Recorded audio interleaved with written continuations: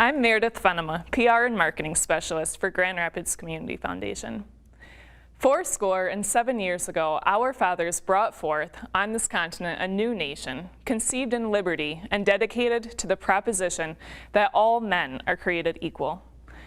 Now we are engaged in a great civil war, testing whether that nation, or any nation so conceived and so dedicated, can long endure. We are met on a great battlefield of that war. We have come to dedicate a portion of that field as a final resting place for those who here gave their lives that that nation might live. It is altogether fitting and proper that we should do this. But in a larger sense, we cannot dedicate, we cannot consecrate, we cannot hallow this ground.